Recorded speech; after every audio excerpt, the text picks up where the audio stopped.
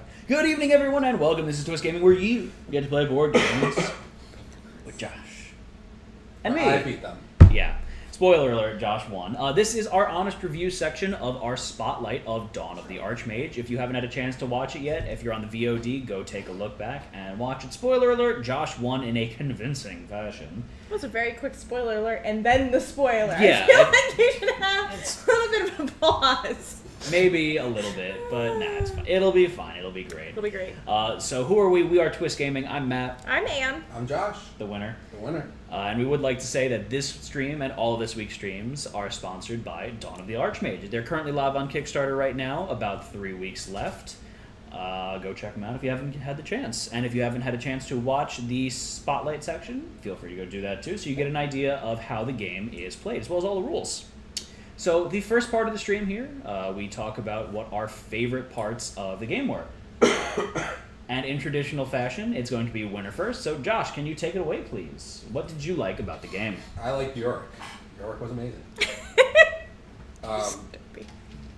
I summoned everything and just killed you all. That was fun. And Matt can't roll. No, I can't. Matt is horrible at rolling. And is decent at rolling. I was okay at rolling. I wasn't amazing. No, it was a lot of fun. I wish there was more. That's the difference. It was very interesting how the summoning worked. Mm-hmm. I don't know if it was just a hand I got. I don't know how each deck is different. If I just don't have many spell cards. I'm just mostly The balance of each just deck. summoning tons of little dudes to go and screw up everything. I would like to point out that this is an initial review. Yeah, so this review. is not an in-depth, we went through all the cards and we compared everything side by side. This is a first take. Yeah. We played the game once, that's all we had. So it played well to my playstyle. Oh, so the designer is saying that they all have the same quantity of spells. Okay. Huh. So I had fun. Summon a lot of things and roll dice and kill people. Mean. You're very mean. I like the artwork on the summon cards. Okay. I like all the monster artwork. So the monster artwork here, just showing off a little bit of it. This is mine, the Spark. Oh, I didn't even get to see that. Mine's the Luminous. That's another one there. Any ones that you wanted to show off in particular you liked? The character artwork is really nice, too. Skuldress. So I like a lot of the artwork on the cards. And my deck has a lot of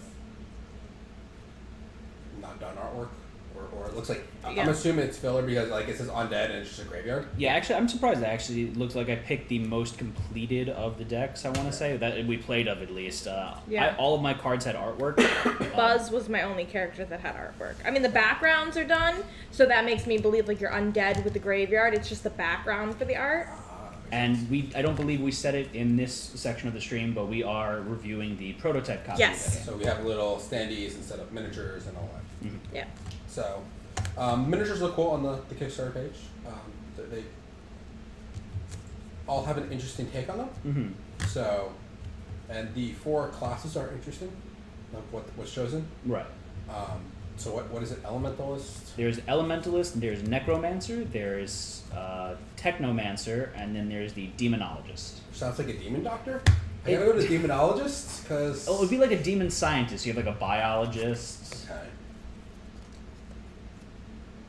But no, I had fun with it. It was I think we played for about an hour.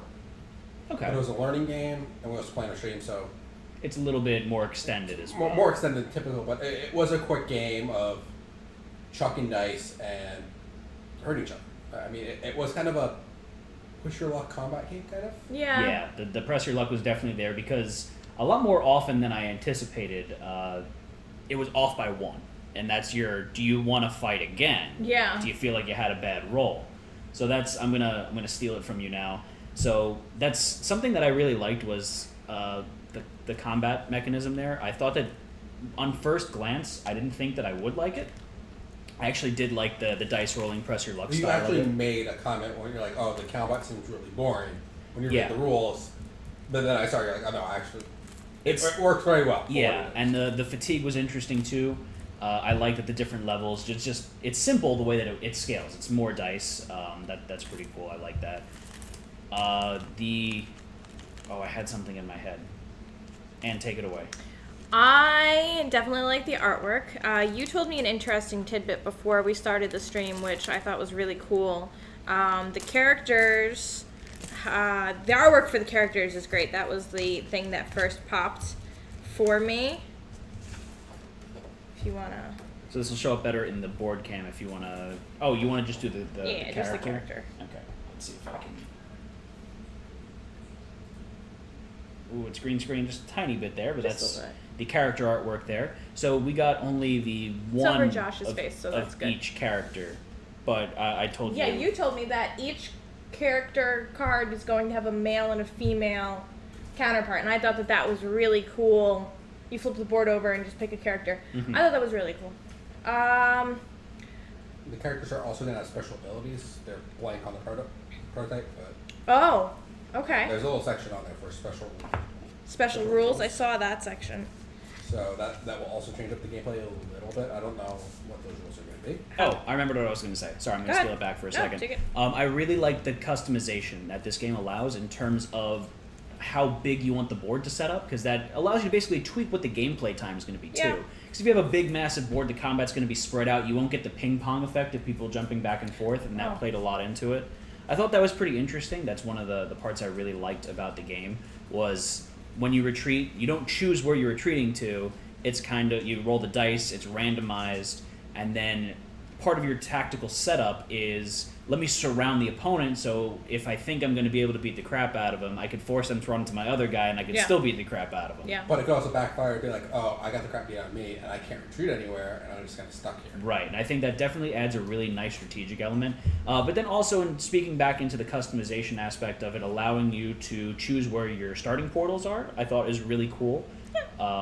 Just because you could have several ways of doing it. You just choose a canned one, which is kind of what we did. We didn't do that with the starting portals in the purest sense, but the board setup was a canned one, and we followed the book's recommendations of what areas to put our starting portals, but you don't have to go by those. It's kind of open, and I think that's pretty neat as well. And then finally, there are some terrain modifier cards that we didn't play with. Okay. That's also in the game, and you can choose how many of those you want to add in, and those are going to have different effects on what happens on the board. Like there's some pit cards, which is you can, I believe you can fall into them. There's some cards where it basically makes it an arduous terrain where it takes 2 movement to move through that space. I can see that being very useful. Yeah, so it's got some modifiers that add some added aspects to the board as well. So that's pretty cool.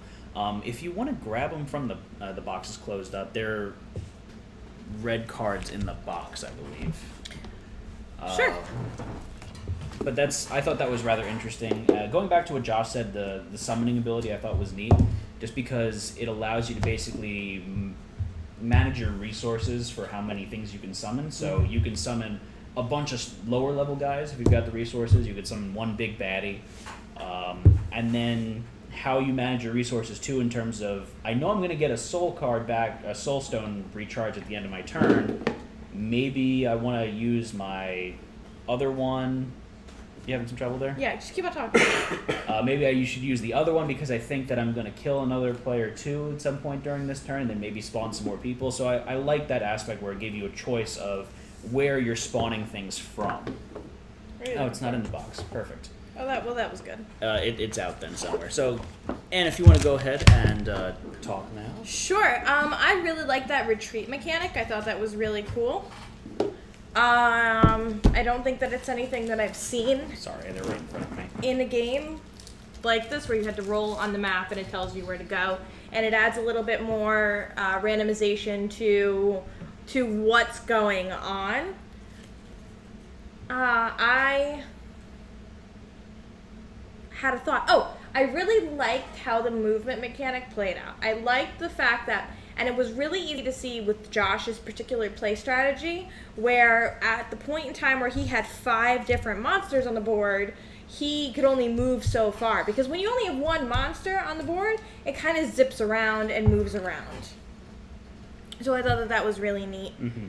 I like the ping pong effect, where you could take a monster and knock him into a different monster. I thought that was really important. I kind of want to touch on another point there, but I'll come back to it in the next section. Okay. I'll let you continue with the modifier cards. Okay, sorry about interrupting you. Not at all. That. The back of the modifier cards, it's really funny. It didn't register before. It's the slip and fall with the wizard on it. That's adorable. Yeah. That was something else that he said. Like, we didn't because we're playing with the prototype cards. We don't have as much information on them, but the cute little flavor text really added something to it. So these are some of the terrain cards that you can have, the terrain modifiers. So it's squished. the Smasher. This space causes 2 points of damage to any creature that enters it. So this would be a space that, if you're attacking someone by, you can hopefully bump them in that direction. Dispel magic. So while in this space, creatures cannot be affected by spells or other creature special abilities. There's the acid pool.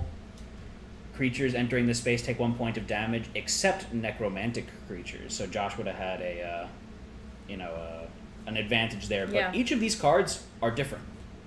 There's no duplicates in here, and there's quite a few quite cards. a bit.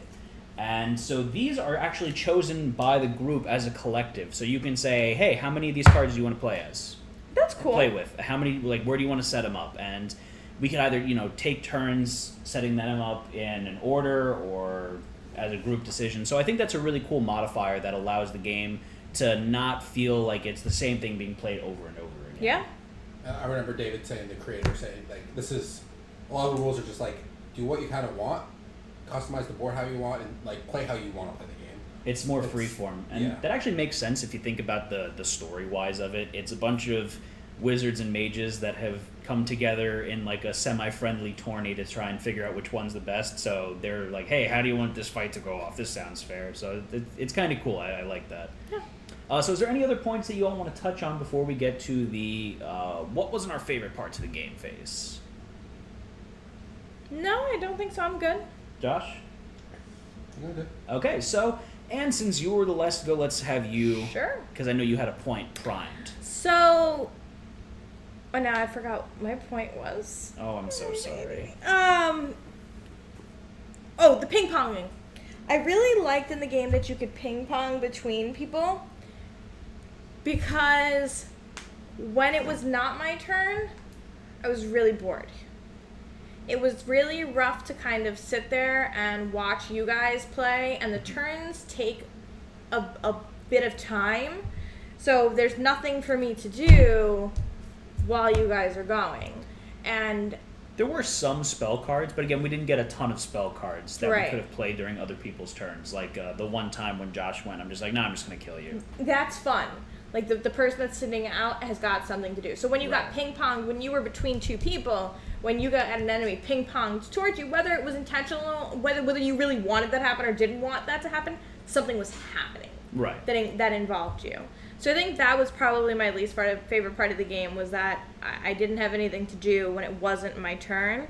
It was really difficult to get the soul at first. And I guess this kind of goes to something maybe I like about the game, or an overall comment about the game. During the first couple of rounds of the game, I was really concerned because I had one summon crystal. And then I was like, all right, well, I'm not going to summon a monster because I got to get up to the 2 summon crystals because I was not doing a lot of damage. I wasn't attacking or taking down a lot of enemies. It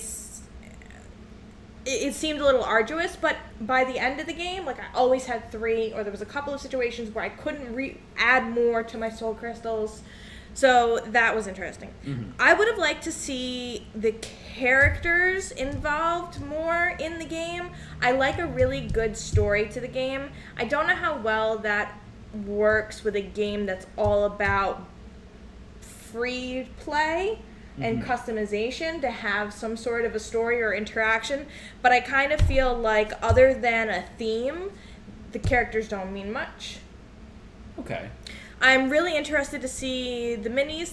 I guess it goes back to kind of positive. I think that it's really cool to have the various minis for the monsters. Minis in games are always cool, and I can see that quickly becoming collectibles or trading. Ooh, those do look cool. Yeah, they look really cool. So Josh just pulled up the minis on our screen here.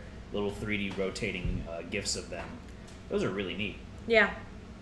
Yeah, the minis are really cool. I can see that becoming really popular to paint and trade, kind of like the KDM minis.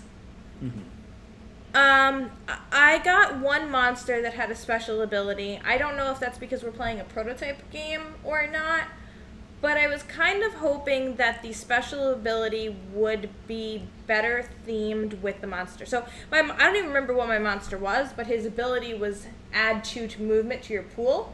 It was a cool movement, a cool special ability. I only had one of those. I mean, the decks were pretty big, and in our game, we didn't make it very far through a deck. That's true, and you're only drawing 2 cards per turn, and I believe there is 50 cards per deck. So it would take you 25 full turns to go through it all. That wouldn't happen with... I would be surprised to see if that had happened. Right. I would have liked, and I'll take my last point, I would have liked some mechanic in the game to have the monsters regain health. Whether it cost a balanced mechanic. Right. But there were some times where I felt like my monster was just cannon fodder. Yeah.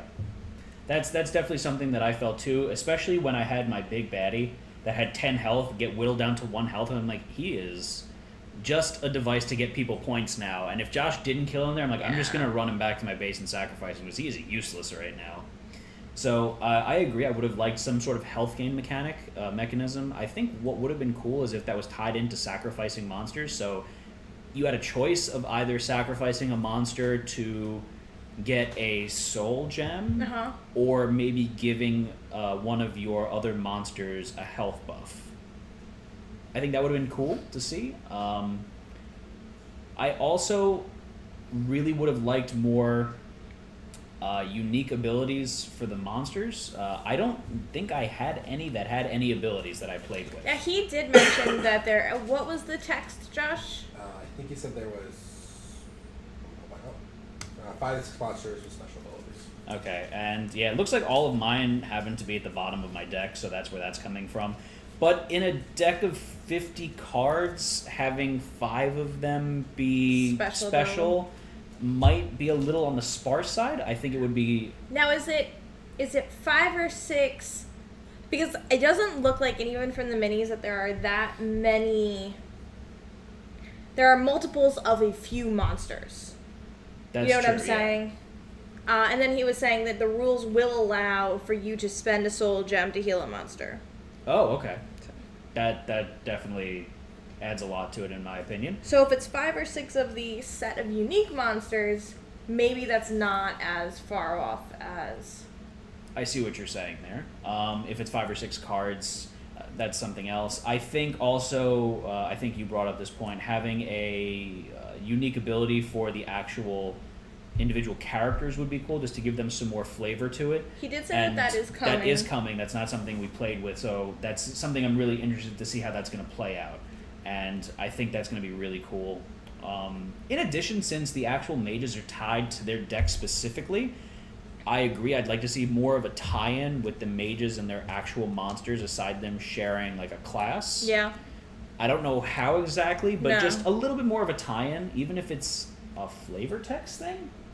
And again, these all have placeholder text right now, so that's something that might be in the works. Dave, you can clear that up for me.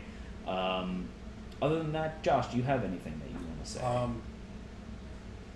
For the colorblind stuff, they do a decent job. The colored cubes, after playing for 10-15 minutes, like, these don't really matter. Health counters are perfectly fine. Yeah, that actually, you're right, because it uses a countdown system. Yeah. There's really I don't see another use for it, so it almost seems like it could just be generic one color health cube. Health cube, or a cardboard tokens, whatever, a little health hearts or whatever. Mm-hmm. That really didn't matter. It's prototype. The only time I got confused, and this was because we were playing with the standees, was I was thinking Base colors. base color was a player. Yeah, I did the same thing a few times, and I got super It happened confused. twice, and I know once the minis are on there, that's going to make that a little easier.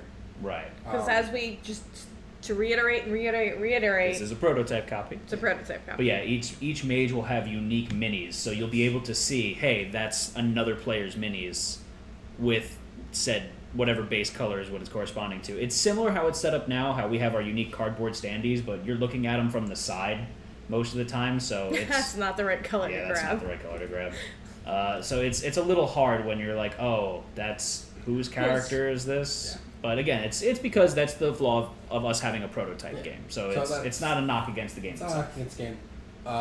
Some other things, I like the art, but I think the mages and the monsters don't match art style wise. You know, I looked at that a little bit, and I do think that the mages have a more realistic style. But it's only like the faces of the characters. Yeah. Like the clothing, I think, is more similar to the monster. I think it's very realistic face. Like I feel like, and I could be wrong, but I would venture to say that these characters were based off of people. Yeah.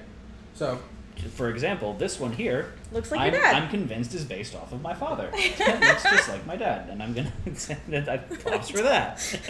It looks a lot like your dad. And that's nothing against the art. It's something annoying. The only thing is the graphic art, so the card layout, the card readability, symbology, the graphic design. The symbology could be a little bit better. Some of the numbering on the cards are a little hard to read sometimes.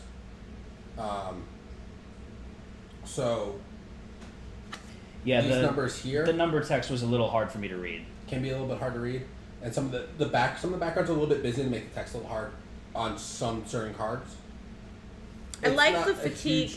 I like the theme between the fatigue and the life. That like it looks like the orb is being drained. Oh, and then one final thing that I'd like to say here, and this goes, it's specific to a level 0 monster, where the life is an X and the fatigue is 3, and then you use the fatigue number for the life. I thought the life was 10. I'm so used to associating X with the Roman numeral of 10. And then I also took that as, does it have 0 health, so it dies immediately if it takes a hit? So that could have you could have written a 3 in there, and it accomplishes the same thing. Did you say roten? Written. Okay.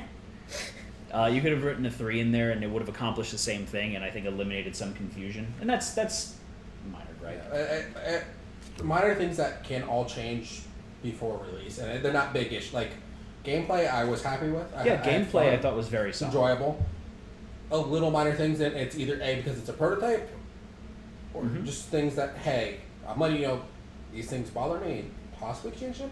But yeah, there's just a couple minor little things that I saw that made the game a little bit more difficult to play. He just exemplified a really great thing about a Kickstarter, where Matt brought up the point about the X for the 0 level, and he said, hey, that was something that other people are suggesting, and we're doing. I mean, when you jump on a Kickstarter that's something at a really prototype level, it's a great opportunity to work through everything and get so many different opinions on things from your backers to make the game a more polished end result. Yeah. So it's just some things just to mention, and it's nothing against the game. It's also prototype run and things like that, so things are going to change. Anyway, the things I saw as they are currently, that's how they are. So I think this leads us into the most important question of the evening, and that's, would you play this again? And let's start off with winner, chicken dinner over there. Josh, would you play this again? Would I play this again? If I stopped playing, I will be a victor for the rest of my life in this game. And I would be okay with that. Yes, I would play it again. I don't know if I would do this as a 2-player game. Yeah. I think this would be... I think the this is Spot much 4 better. Yeah. Would be a 4-player game on a small map. To make that chaos and that ping pong... Like, I can see this turning into a very more strategic game. Sebastian. With 1 versus 1. Yeah. Or something, but I feel like it would be a little bit slower and things like that. And I like the fast-paced nature of it. So I think if it's a 4-player game on a small, like 2x2 map, it'd be nice and quick. A lot of ping pong, so you don't have that dead time between turns and stuff like that. And it would be a lot of fun. So that's a yes from me then. Yes. I'm gonna say absolutely yes. I really enjoyed the actual mechanics of the game. excited to try out the finalized version. Yeah. Because I'd like to see this stone get polished, because it's got a nice backbone to the core. Yeah. I agree with Josh. I don't know if I would play a one-on-one, just because it seems like it would turn into a much more slower strategic game. And while I do like those, what really captured me was the chaoticness of the ping-ponging. And then, like, let's see, if I attack this person here and then they get bumped into Anne, she has a possibility of getting the point that I want. Right. I don't know if I want to do that. And I just think all of that bouncing around added a whole lot of fun to the game. So that's 2 thumbs up for me. I really enjoyed it. And how about you, Anne? I'm in the middle on this. Mm-hmm. I really like the concept of this game. I think it's really different. It's not a deck builder. It's not just complete battle head on head. So I think it's really different. And there are some really like the retreat mechanic is really cool. It's really neat.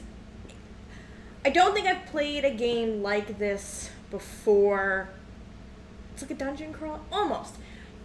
If there was something to make the game, if there was something that I could do when I was not my turn, Mm-hmm. or if the ping-ponging was increased, if I had more interaction when it was not my turn, then I'd be all for this game. Without that more interaction, I'd jump in on a game, but I wouldn't necessarily pull it out. Okay. So you wouldn't be averse to playing again? No, I had a lot of fun. I did a happy dance when I won. You did? But I really, that kind of sitting there twiddling my thumbs, I think was a bit of a turnoff for me. So it's not something that would make me want to go and pick out the game. Okay, fair enough. All right, so is there anything else that you guys want to touch on before we end tonight's broadcast? David just said he has some extra teams so he can actually play the 6. Ooh. So that might be stretch goals. That would be I don't know. cool. But he said it's really fun. So just, I can imagine that'd be really neat. And anything else that you want to point out? No, I love the art. I love what they're doing with the game. I think it's got some solid start to it, and I'm really interested to see what it's going to look like at its final polished version. All right. So thank you all for joining us this evening. This was our honest review section of our spotlight of Dawn of the Archmage, currently live on Kickstarter. Josh, if you could throw that link into chat one last time for everyone. And if you haven't done so, go back and check out our spotlight section of Dawn of the Archmage, where Josh won. I got second place. I did. I got a point. I'm happy about that. You didn't lose with 0 points. That's true. So thank you all for joining us this evening. This is Twist Gaming Soft signing off. Josh, as a reminder. And just really quickly, I'd like to point out one last time that this stream and all of this week's streams are sponsored by Dawn of the Archmage, live on Kickstarter right now. So signing off, I'm Matt. I'm Anne. I'm Josh. Good night, everyone. Good night. Good night.